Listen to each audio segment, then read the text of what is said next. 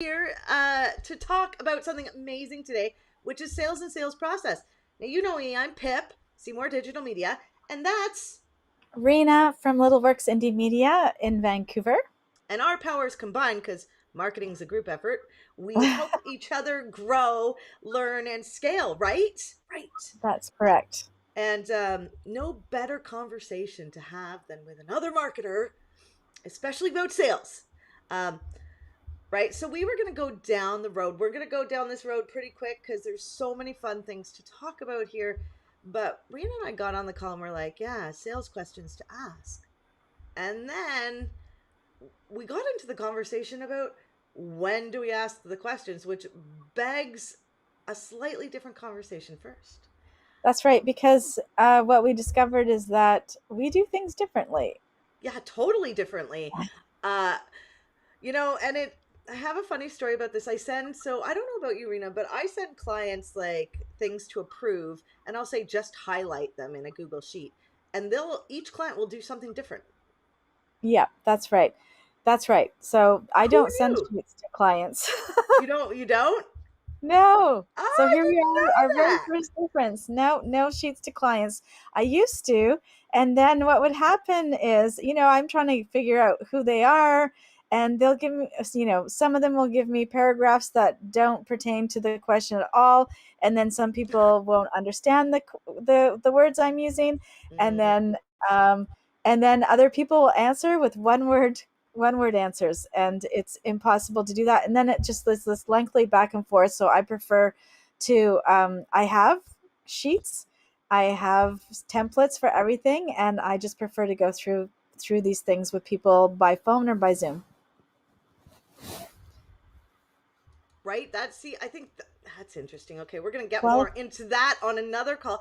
But so, Rena, when we were talking, we had different names for things and yeah, different allotments of time. So the yeah, kickoff call. So we need to define the kickoff call and a discovery call, right? yes, Because they can kind of be used interchangeably depending on what you're doing, sort of. yes. So So for me, the yeah, kickoff the kickoff is when the project has been established, the scope is already defined, we've got the contract in place, and we're kicking off the project or mm, the program, depending on what it is. and that's when And you then go through all your questions. yes. And then the discovery call is just the bare minimum amount of questions for me to understand the project and the problem well enough so that I can actually provide a solution outline in an estimate or Mm, a quote. yeah. So I used to spend, and you have two, right? You have a 15-minute call people can do, and then a 30-minute one that you try to condense down to 15.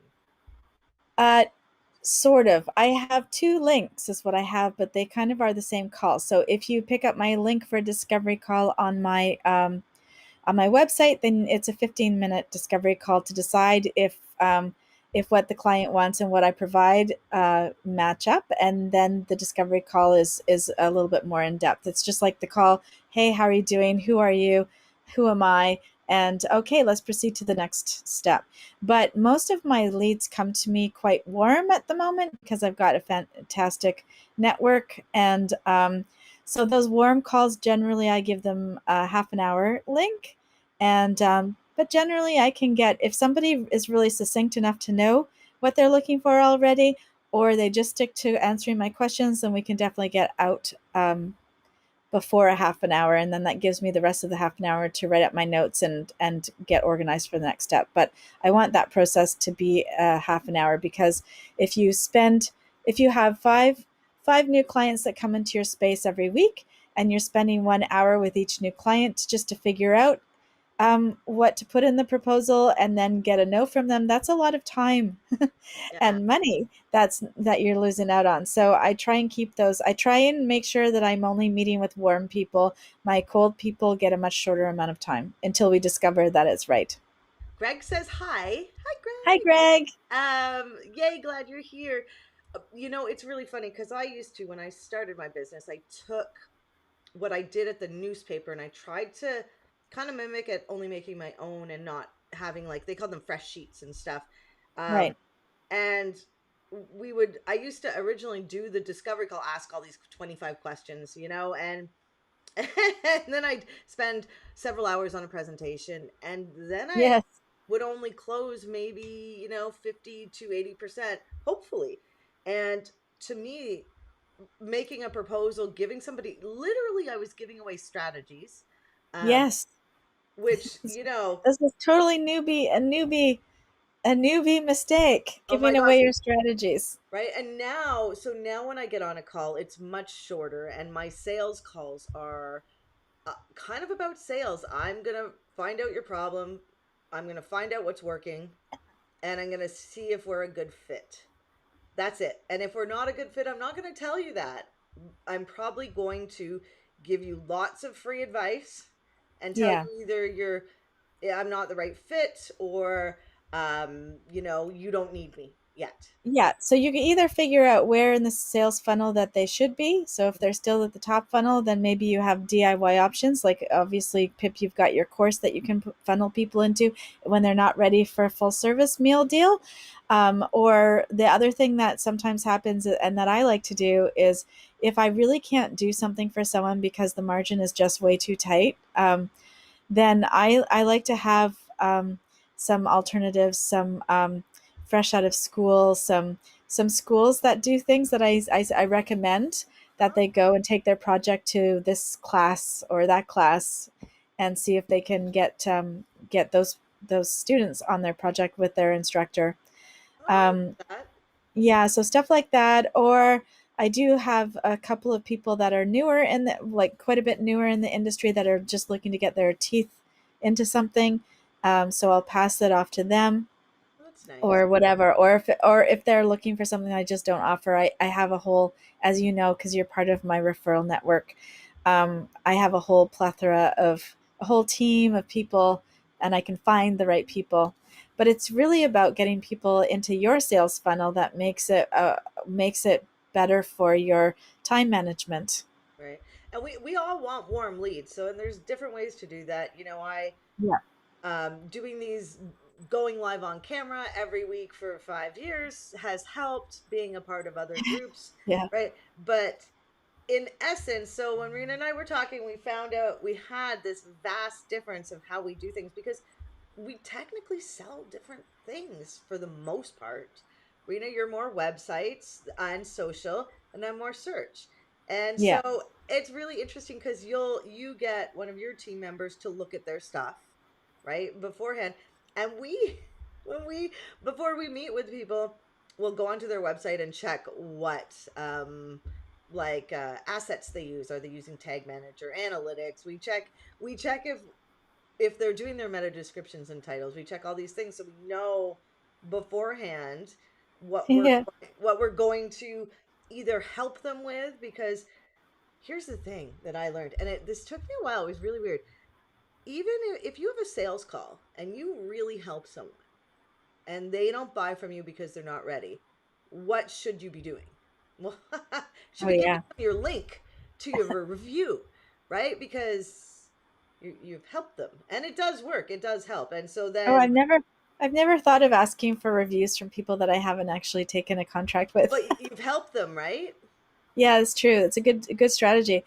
Um, It's I interesting. wanted to go back to the looking in the back end because you brought up a really good point, and I want to tell the story of how I ended up assessing the back end Ooh, before I actually um, write up the estimate, and that's because I offer as part of my services either I'm upgrading a WordPress site that already exists, um, or I'm starting fresh, and fresh I don't have to look at anything, or I'm migrating sites over to my full serve hosting, which is where I take care of updates. And usually people come to me when they're already having problems, like something's glitching, there's a security issue, they've gotten a notification from their hosting company that there is a security issue, or something happens. So usually there's something that happens. Otherwise, a lot of people will just leave their websites forever unattended. So I get the call at that point, and what was happening is usually it's just I can move over the entire site. And during that automated process, there's a little function that scans and scrubs any viruses out of my files. And so it makes it super easy. Generally, that's the way it works. But I came across this one time when it didn't work.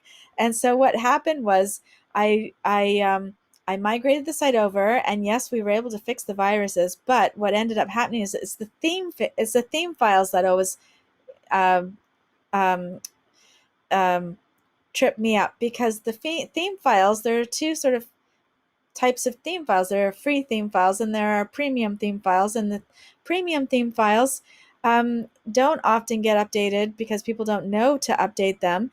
And then you have this thing where somebody's made these theme files, some developer somewhere, and sometimes those theme files are they go obsolete. So a developer will say, "Oh, I'm working on this whole new project now. I'm selling these theme files. I'm not selling these theme files anymore."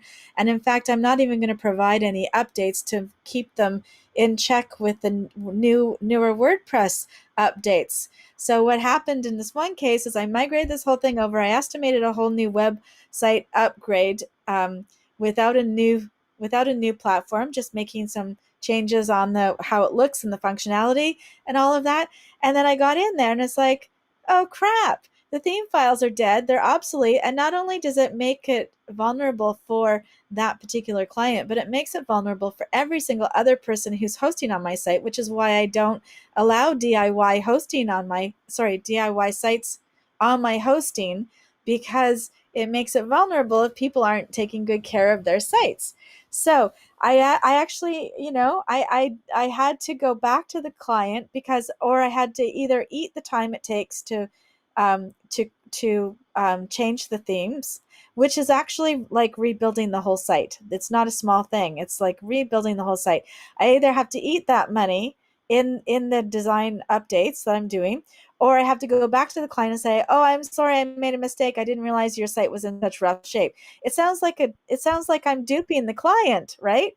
So I don't want them Yeah. to feel like that. And it's so hard. Honestly, we ended up giving Yeah. away mistakenly giving away a website build because we hadn't anticipated a software problem, and Yeah. we felt really bad just trying to take more money from the client.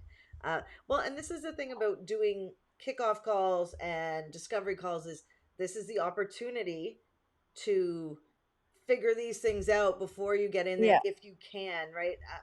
That's I mean, right. a lot of us, probably all of us in here, know that sometimes clients don't know what they need, even because they think That's right. they need one thing and then they need another. and That's right. and it's your job. Like, I know if you're just starting out and you need clients, it's, yeah, you're desperate to try to figure out how to get clients and what questions to ask. All you need to know really is what is their biggest problem, right? And what's working for them right now. I think somebody's Yeah. vacuuming. Hold on. Oh. Yeah. Oh, that's funny. So the thing that I figured out was is it's a lot cheaper to pay Josh for 15 minutes to assess a than it is, like, at least even in 15 minutes he can pretty much figure out what's working and what's not on the software side. And then that just helps us decide what should we be selling the client, like what is the appropriate fix, because fixing someone's stuff and adding new functionality and then having to tell them a year later that they need to buy a whole new site because their files are done, and Mm. there's a virus, there's potential for a virus, then that doesn't work either, because then they're going to feel duped in that way too. So I had to change my process. So 15 minutes beforehand to get on the back end, get all the logins, all that stuff, see what we're dealing with. And then from there, I can go ahead and, with confidence, have a conversation with them, the 30-minute, where I'm actually saying, okay, we need to rebuild your website, or we just need to update it. Your site's in good shape. We can just put on these new functions. That's it. And I'll give you an estimate. And that's as easy as it is. Right, because we got to cut down that time. So I actually say now our estimates are very simple, and Yeah. we don't spend a lot of time in there because we spend more time doing the work. We often do Yeah. similar things because we often find that most people aren't, their tracking is not set up properly on their website, and without the proper tracking, you can't make better decisions later about your marketing, That's right. right? That's right. So That's we right. find out what you, and it's, so the sales process is almost simple, but the reality is that it's not, you can't convince people that don't want to be convinced. that Well, that's they, not what you're. yeah, Yeah. See, the top funnel stuff is should be doing all the convincing for you. So if you're doing like if ish. you're doing yeah, if you're doing marketing for yourself, that will help. If you're actually preparing your referral partners properly, that will do a lot to help. I just had someone here ask for a proposal. They were referred to me by one of my artist clients, and I gave him a great proposal, and I thought this was going to be a great project. And he was fine with the amount, and he was fine with everything until he found out that I was an agency and not a single person doing it all myself. Interesting. Interesting, right? Yeah. That's just Yeah. the wrong fit for you because Yeah. I actually got a bad review because the person didn't get enough attention from me. Um, Yeah. and but the team was fine. It was Yeah. just from me, and it's fine. It's just this is this is go with your gut. Go with your gut. And Your that and gut. it's not always going to work. Your gut isn't always going to save you from everything anyways, right, Pip? I mean, honestly. No, not at all. Um, Geez, somebody doesn't know I'm in a Facebook Live. Who's one of my Facebook friends? Jeez. Oh, you gotta, yeah, I turn on that neat little do not disturb on my iMac now Oh, um, maybe you so could that tell me where nothing that pops up. is. Yeah, I can. I found it and put it in the toolbar in the top, and it just helped with everything. It's a single Zoom call. Oh, that's perfect. So, Yeah. I wanted to talk a little bit more. We say sales and sales process and sales questions. And I think both Rena and I, let you guys in on some secrets in here. If you're joining us, say hi. Um, but the reality is that no sales call's ever going to be the same, but some of your questions are always going to be the same. Well, yeah, and a lot of the times you just know what the common objections are going to be. So you want to be able to address that in the way that you explain your products. So then those questions don't come up because they're always harder. I feel awkward when people ask me, when they have an outright objection, Oh, I because then love I feel like I get on the defensive. objections But are huge, and in order to be good at your job, you need to yeah. be able to deal with them, right? Absolutely, but I like dealing with them on the upfront. So I address all of them in my explanation, and then those questions, those particular questions, the ones that make me feel awkward, they don't come up. Mm. So hi, Julie. Julie's here. Yay! I yeah. Um, it's hard. So when you're selling and uh, to get the yes and get the commitment before you get off a call. So we send our proposals, but we actually, if I'm gonna make you a proposal, I generally want to hop on another call with you to go through it so that I can Yes, explain that's right. anything and so that I can deal with objections. Because I had a woman ask me, she's like, "Well, why don't you just send me the proposal?" I'm like, "Well, no, it's my job to sell you." Like, if we're in a meeting and I think we're a good fit to work together and I think my services are a good fit for you, then I want to know what your objections are, right? I mean, there's going to be some questions before, that you're going to figure out. Like, I had somebody on my messenger or on chat on my website ask me how much it is to set up their Google Analytics. And they didn't want to meet with me until they knew my price because they didn't want to waste anybody's time. So then I, What? So in that case, can you give them a range? Would they be satisfied with a range? well, what I did was I asked myself, what is the minimum that I am Yeah. willing to get on a sales call about this? Like, what is the minimum I'll do this for? And so I shot out my minimum basically and was like, we start at this price. And Okay. it was too high for them. And then just saved us all a world of problems, right? Because Yeah. I thought, Yeah, that's the thing. So yeah, so any way that you organize your funnels, your sales funnels, so that you are getting a lot of the information out without pinning yourself down. That's what I find. And then you get exactly what's needed for the client. They get exactly what they need, not one thing more, not one thing less. And you've been able to cost it out properly. So some of my bigger projects, I've started doing two-phase costing out, where we put out the estimate, to do the design options and then provide the scope of development and two options that they can choose, because of course development can be as long as a piece of thread. So what is the bare minimum and what are the cheapest ways to do that? What are the problems with, or the potential problems in the future with doing it that way versus doing something that's more custom coded, perhaps a solution? And then what is the benefit of doing that? So they can make they can take the risk, they can make their own risk analysis on it. So do I want to pay that little and then risk having to change it in 5 years? That Mm. might work. you I know find that people choose and they don't hear. We've had a oh couple yes, the not clients. hearing part. Oh They man. the you can get this done now, and we can do some custom code. However, Yeah. down the road, if you ever want to change this, it's going to cost you more money. And Y- if you're making your choices based on what's the cheapest yes. at the time, and you don't want to Yes. pay like a $10 monthly app fee, Yeah. right? Um, So that's the thing. That's the thing. I've started putting those qualifiers in the estimate. I write it all down so it's right there.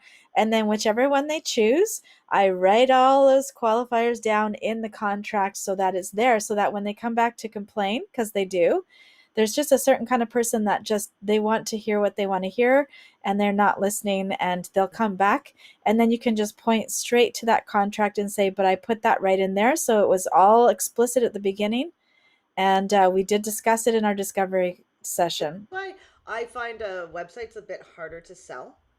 Uh, Yeah. and well, not even harder to sell, but there's just, I guess I know my expertise. And so what I'm looking Yeah. for in my sales call, like, I asked, there's one question I asked in my field that's going to tell me probably exactly where you are as a marketer or a business professional when it comes to your digital stuff. And it's, do you know what Search Console is? Like, and I try to ask it in a way where it's not, and the reason is because that in my industry is that if you don't know, never heard of it, that means I know where you are and I know Yeah. what you need. And if you have heard of it and you've signed in and you've dealt with it, then it means, okay, so you're more interested in getting into the weeds, right? Yeah. And so I find, so yeah, it's, I mean, I guess everybody's going to have their own sales process and qualifying questions. Um, I have a coach who says if it's not scripted, um, you I know, know. and Oh granted, man, I I think the hate scripts are, scripts so much. yes, I think the scripts are to take you on a journey, and the journey is just from finding out the problem, finding out what works, and figuring out if you want to work with them, and then Yeah. are do you have the solution, right? And that's all it is. And all you're trying to get the person to say their problem, right? So Yes. that you can Yes. fix their problem. That's it. Yeah. Like, and it's So so I think, hard to do. I say yeah. that's it, but honestly, I think that Yeah. it gets I, hard there. Yeah, I have a set of questions. So instead of actually scripting it out, I have a set of points on my sheet when I'm actually conducting any kind of meeting. Ooh, The tell, discovery calls. Sorry. tell me more. Yeah, so instead of doing a script, which I find sounds really contrived and awkward, especially if they've just partially answered the question in the answer before, and then you go and ask a question, it just sounds really, I mean, I get on those calls all the time. They drive me crazy when people sell to me like that. I don't like it. It's like, are you listening to me? Did you not just hear what I just said? Well, Like it's supposed respond to me to as if I'm a be person. So that's why I like the cards. I have like this little set of questions. I make sure that I've hit them all and I've got good answers for them, and that's where I write my notes. And then I know that I've already hit those things. So it's fine yeah, without having to have a script. right. And we spend, so the sales call should be shorter. I'm thinking that we're thinking, right? And the when you onboard somebody, when they are Yes. on to your team, Yes. or work with your team, that's when you get really into it. Like we have uh, a long questionnaire. We ask questions like, if you could, um, if you could be in any magazine, what one would it be? Right? Because Exactly. we're looking for where would they want a backlink, ideally, kind of thing, right? Um, Yeah. so just fun. It can be really fun, and the I think so. There's one designer. I hope she's listening today. And if she's not, maybe she'll listen later. I'm not going to mention her, call her out in particular. But there's one designer that has the funniest intake question. It's hers, and it's just the weirdest one.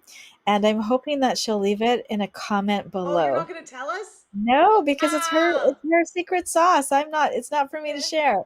I can But share I my just it very makes me laugh last. every time. I can barely ask the clients that question. It makes me laugh so hard.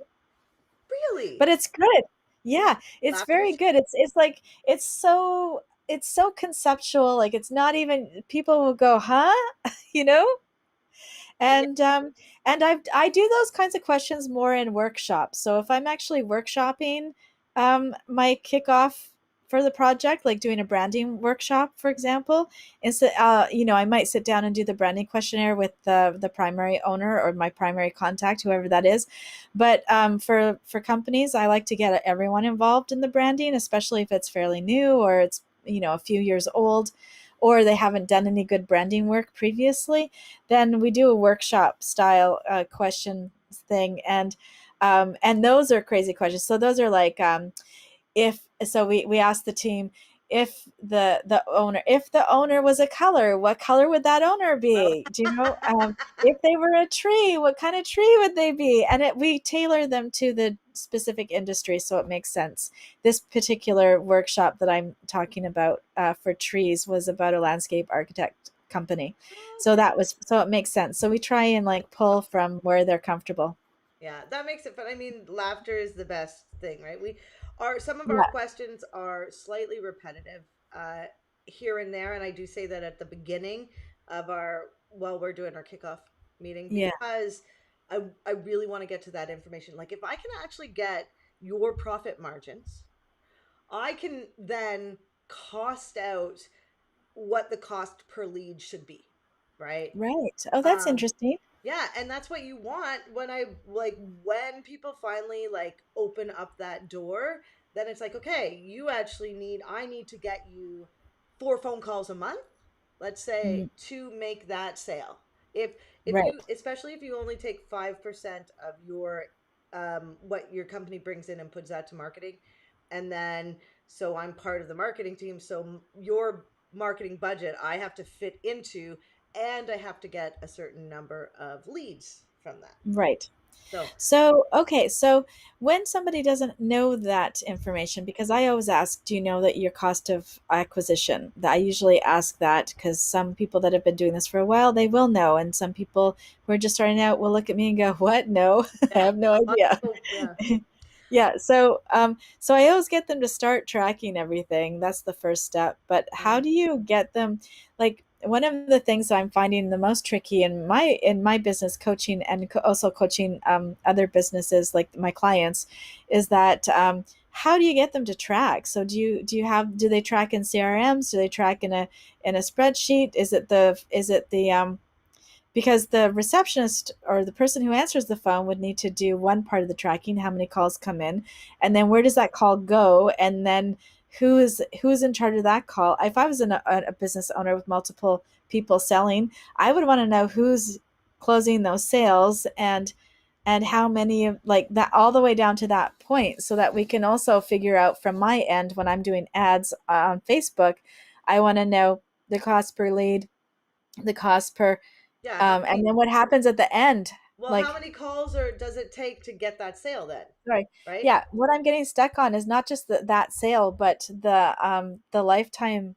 value of that client is super important because then you don't mind putting more in. So if your first month of services is giving you a profit margin of $100, let's just pretend, then you might think that $10 is a good amount to pay for a lead. But if you actually figure out all of the math, including the lifetime acquisition for people who are on recurring, or people that you get opportunities to upsell to current clients or whatever it is, then sometimes you don't mind having a loss on that first sale. It's true. Well, lifetime value, I mean, you know, Yeah, That's an interesting one because so for our industry, doing Google Ads as an ad agency for myself, cost per click can be expensive, right? And how Mhm. many clicks do you need to get a call, and how many calls do you need to get a close, and then how long do you get to keep that client? So, am I willing Yeah. to spend $200 for a 600 a month recurring revenue client that could stay with me for 10 years, Yes. The right? answer is yes. Yes, Yes, the I answer want is that yes. client. Yeah, so I mean, and this is where the Yes. investment comes in, and That's right. And here's the this is where people who understand marketing as costs and people who understand marketing as investment, because they've done the actual work to figure out the math on the cost per lead conversion and long time lifetime um, value of a client. So they're the people that look at it as investment. Anyone who's still looking at marketing as a cost needs to work those numbers out. well, and here's the other thing. So it's really funny because I was on a call yesterday. I know we're going a minute over, guys. So on a call yesterday, and the guy said, I do all my own YouTube, so that's free. And he doesn't know if he's what he's getting from Google Ads. And I said, you mean it's free but not your time? Like it does cost you in time. And Yes. so there's where the value. So the thing about marketing is, yeah, still some things are not measurable. I Yes. am an SEO person and I am saying that, and I measure most things. But the Yes. reality is that being seen on social, being social on a social network, sometimes you can't measure doing a live. Sometimes you can't measure joining a business network Ah, group. but there are fun ways to do it. So, for example, one of the ways that I tell my clients who do lives is that put promo codes in your lives and then you can Ooh. measure your live. So, it's actually not that hard when you start getting creative, when you actually have things to sell. Well, and the So, downloads, right? So we are yeah, slightly off topic, yeah, but it's I such a know. fun sales. I love sales. I You really know, I do. never really thought I did until just this minute. Sales is really fun because Yeah. it's so I've been a sales rep a long time, if you guys don't know. Um, and I sold newspaper ads. I sold a box. I sold a rectangle for 1 week, for 52 weeks. And the reality is, every time I walked into a new business, I was like, maybe I'll make a new friend. Yeah. Changes the whole thing, right? Yeah, and also branding. So branding is one of the things that's kind of more difficult to measure. Um, Mm, because really the most obvious way to measure branding is to change your brand and then see if that improves your sales, right? But generally, there's lots of things that also change when your brand changes. The way you feel about your business changes, the kinds of people that you attract to work in your business changes, the kinds of people that you attract to do business with you changes. So branding is one of those. I mean, I know that lots of branders have told me, oh, and they my clients increased their sales by 25% after the new brand was launched in the first year, interesting. and that's so there are kind of like these, and that's where I find it's intangible. It's still there's still I want to talk to we should get somebody who specializes in branding to come on and talk about the return on investment, how they measure it, or how they view it as being successful or not. Because to me right now, when I think about my brand, because I'm actually going to go through a rebrand in the next little while, for very exciting reasons, and and um, oh, I lost my train. I lost my train. I can't You believe got I too lost it. excited. You got too excited about uh, Oh man. it is true, I and we did. we do have a moderator We that have to can go. get on here and talk about the Oh, we investment. do? Yeah, we do. Who do Mara, we have? Oh, Mara. right. Yeah, yeah, Excellent. yeah. I okay, right on. She'll be really excited about that. Anyway, we are out of time. Yeah, we're well out of time. I really think thank you guys for coming Okay. and joining us because it's always so much fun. Next week I checked, it's not on, so we have kind of a leaderboard as our main uh uh-oh header I know image you. on the Facebook group. If you're not part of the Facebook group, it's Cyberpunk Marketing Geek Mixer. We meet every Thursday. We talk something about marketing. It's so much fun. And next week we are talking about how to get started with Google Analytics. And neither Oh, Rina yay. or I will be there. We'll be And working so with you. if you were interested in figuring out how to measure your efforts in marketing so that you can switch between a cost mentality to an investment mentality, you start with your Google Analytics, Oh, that right? was such a good segue. Oh, Ah, and we'll see you guys next week. have a good Bye. week. Bye.